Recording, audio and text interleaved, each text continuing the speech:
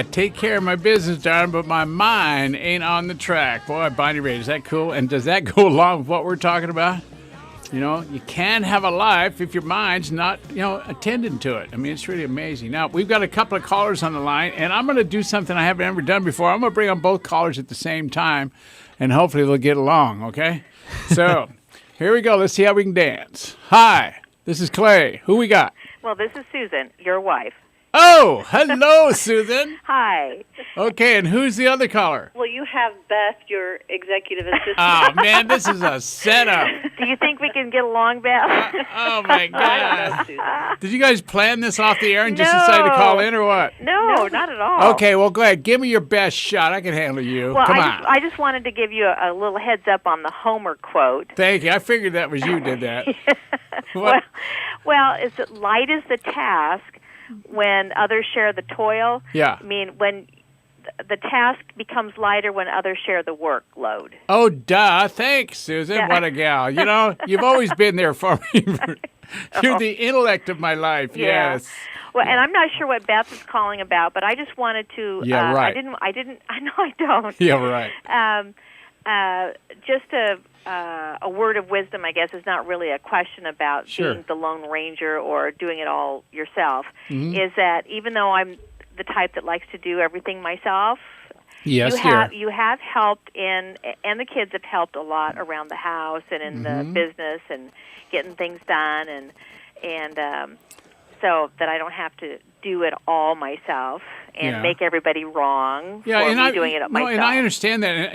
But do you remember when we first hired a housekeeper back many, many moons ago when we could actually afford a housekeeper, and how difficult it was for you to give up and not pre-clean the house before the housekeeper got here? Yeah. And how about the time the kids did the laundry and the laundry was done all correct and nothing, all the colors were right and nothing came out all red or anything else? And remember how you cried because we weren't needed anymore, remember? Yeah. Yeah. So it's just the way life is. But the control monster part of us, of course, I'm not speaking about you, and especially not Beth, because you're such terrific people in my life. But just in case you ever notice, control monsters end up doing all the work, and what happens to them? They get all used up, right? Yep, and then all you see is just all the wrinkles and the... Yep. And then you have to have help to get squared away and plastic surgery and, all the stuff. eye lifts. Eye lifts. All the stuff that you're supposed to do if you've been walking on the beach instead of working so hard, right? That's right. That's Yeah, right. I got it. Oh, and I just want to say that I just found on your desk some Post-it notes. Yes. They have a little cartoon on them, and they have a little saying on it. It says, "We make a great team. I leave these notes. You do all the stuff on them." It's cool. Okay, thanks, honey. You're welcome. I'll see you when I get home, and Okay. I'll be good, I promise. Okay, good. Hi, Beth. Hey, Susan. Okay, Beth, what can I do for you, hon? Well, I thought I was being talked about so much today that I might as well call in. Yeah, okay. That's cool. Well, it was all good. Well, what occurred for me is I guess I wanted everybody out there listening to really get that, the more we do in our lives, there's always another level of giving up, only I can do it, to grow to. Oh, yeah. Like the more we grow in what we do, the more there is for us to give up. Yeah. And, as you know, I've been pressed against the wall on that now for the last week. Yeah. And it's just, and I've been practicing shredding my Control Monster card for, 9 years? Yeah, I've never heard that. That's good. And how many times have I told you I'm going to shred it this week? It's just all over the place. Yeah, and then the other thing, we were just at the World of Concrete, and where we spoke to, remember, Beth? Yep. We spoke to, hundreds of people.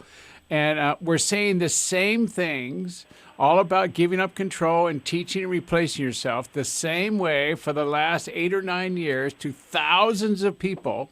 And every time we go and speak on that topic at a show, people come up to us like they've never heard it before.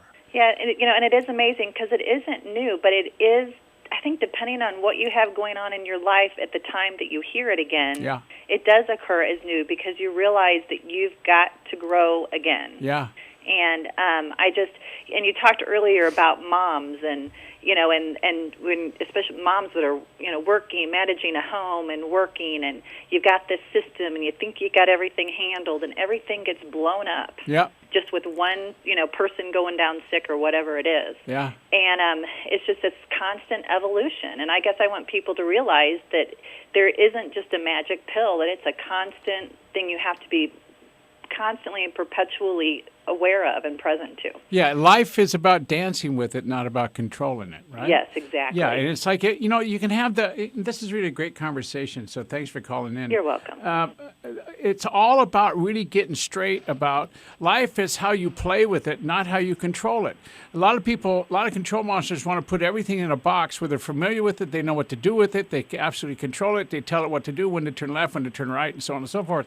So it's all about really getting that life is really not about the box. Life is about what's outside of the box and how you dance with that. Exactly. Life is all about dancing with the unknown and how you handle that. Mm-hmm. And that's what the kids are watching. They're watching you. What happens when things happen that out of your control? How do you handle it? And that's what you teach the kids. Yes, exactly. And the other day, and then I'll go so you can move on with the notes. Sure. And that. But the other day, I kind of got cranky. Shall we say? Yeah, I know you've never seen me cranky before, but it happened. Mm-hmm. And one of my daughters said to me, "Mom, why are you talking like that?" Mm-hmm. And I was like, "Oh, whoa. I just did what I don't ever want to do, and that is I let my circumstances affect who I was and how I spoke to anybody, especially to my 8-year-old daughter." Yep. So it's constant. And I just can't say it enough that it is something that is a constant evolution for everybody, even those of us who have been working on it and teaching it for, 10, 20, 30 years. Yeah, if we could give up having to control everything, just think about this now. We wouldn't be upset with ourselves and we say things to someone else that we don't want to say or we know we shouldn't have said because we're frustrated because we can't control it. Exactly. Now, what if you could just flow with the river instead of trying to push the river or change the river's direction? See, like I've said many, many times, the river doesn't care, so why do we? Exactly. Got it? Yeah. Okay, thanks, Beth. You're welcome. See Take ya. care. Bye. All right, bye-bye, hon. All right, now, wow, what a great interchange. Yeah, absolutely. Yeah. There's great emails coming in, too. I'm going to actually hold off on them because I want to keep going on this. Okay. But I have one from Della here that we'll get to soon. So go okay, for good. it. All right, so now, what we're talking about now is, I read off some of the things that denote your control monster, and let's do it again. Do you believe that you are the only one who can do everything there is to do and do it the way you want it done? You're the only one, right? Do you require that everyone goes through you? Ooh. Are you the focus? In other words, when you're sitting in a staff meeting or a meeting with family or a meeting in your church group or whatever, are you the one doing all the talking? All right. Are you the one that everybody has to listen to? Is your opinion the loudest and the most powerful? Do you grow people or do people have to follow you all the time? All right. Are you sure you don't have time to teach anybody to think the way you think? Now, think about that. Teaching people to think the way you think is okay in some instances, but you want to learn how people think to get to the same resolve their way. See if you can learn from them.